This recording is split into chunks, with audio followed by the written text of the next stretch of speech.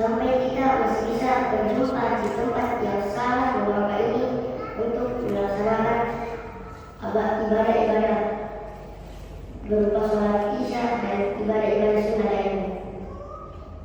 Lalu pula salawat serta salam kita kirimkan kepada junjungan kita Nabiullah Nabi Muhammad sallallahu alaihi wasallam. Bukan kirim lewat WA, tapi kirim lewat salawat. Allahumma shalli ala sayyidina Muhammad.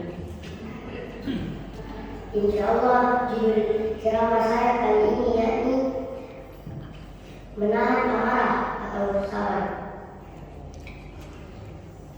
Ada pesan dari Rasulullah sallallahu alaihi wasallam untuk semua umat Islam. Beliau berpesan agar muslim dapat menahan amarahnya dan jangan banyak marah-marah.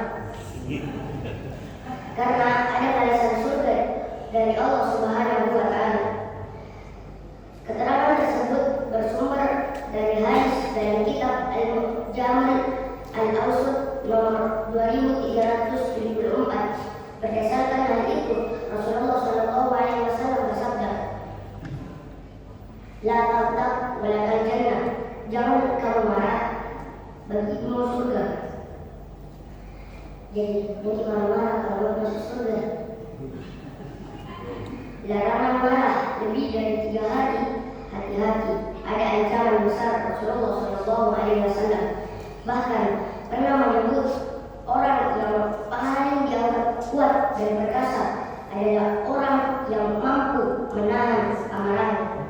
Jadi tahan emosi sedikit. Hadis riwayat Muslim. Dalam Islam, marah adalah perbuatan yang dilarang karena dapat merugikan diri sendiri maupun orang lain. Imam Ghazali dalam Ihya Ulumuddin berpendapat kondisi seorang yang marah merupakan pintu bagi setan untuk masuk. Kalau misal sudah marah-marah itu dihasuti sama setan, tapi ini bukan bermaksud dari setan, berarti lebih parah daripada setan. Saat setan telah menguasai hati kita melalui pintu amarah, segala akan berubah menjadi kacau dan kita kehilangan fungsi pengendalian diri. Kehilangan fungsi pengendalian diri sepenuhnya dikuasai atas kehendak setan. Jelasnya yang diterjemahkan Abidah Ummu Azizah dalam buku Kuliah Adab. Menahan dari amarah, Rasulullah sallallahu alaihi wasallam berkata, dan jangan sering marah kalau dalam dimasuki setan. Rasulullah sallallahu alaihi wasallam dikenal sebagai sosok yang jarang marah maupun berkata kasar. Diceritakan dalam riwayat hadis dari Al-Hasan bin Ali yang bersumber dari pamannya, diketahui amarah Rasulullah sallallahu alaihi wasallam biasanya dialihkan dengan memalingkan wajahnya, bukan memaling uang orang. Selain itu, Rasulullah sallallahu alaihi wasallam pernah menunjukkan beberapa upaya yang dapat dilakukan untuk meredam amarah atau cara-cara biar bersedikit marah-marah.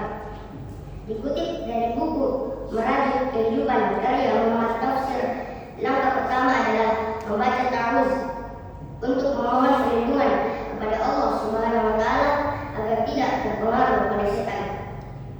A'udzubillahi minasyaitonir rajim. Sesungguhnya aku tahu perkataan apabila dibaca tentu akan menghilangkan rasa amarahnya. A'udzubillahi minasyaitonir rajim. Aku berlindung kepada Allah dari godaan setan. Jadi kalau baca di ta'awuz, setan tidak masuk ke hati kita. Sesungguhnya aku tahu satu perkataan apabila dibaca tentu akan menghilangkan rasa amarah. Jika ia ingin membacanya, a'udzubillahi minasyaitonir rajim, aku berlindung kepada Allah dari godaan setan. Niscaya kemarahan yang dialaminya hilang. Hadis riwayat Bukhari. Kedua, ketika amarah membara, menahan lisan untuk tidak berkata dan berbicara merupakan langkah terbaik. Imam Ahmad meriwayatkan hadis bahwa Rasulullah sallallahu alaihi wasallam bersabda, jika salah seorang di antara kalian marah, diamlah. Hadis riwayat Ahmad. Selanjutnya, Rasulullah SAW menyarankan bagi seorang yang sedang marah untuk mengambil wudhu, karena emosi itu akan padam ketika kena air. Dari Atiyah As-Sa'di radhiyallahu anhu berkata bahwa Rasulullah SAW bersabda, sesungguhnya amarah itu dari setan dan setan diciptakan dari api. Jadi kalau wudhu hilang setan karena sudah diserap pakai air. Apabila seorang dari kalian marah, hendaklah berwudhu. Hadis riwayat Abu Daud.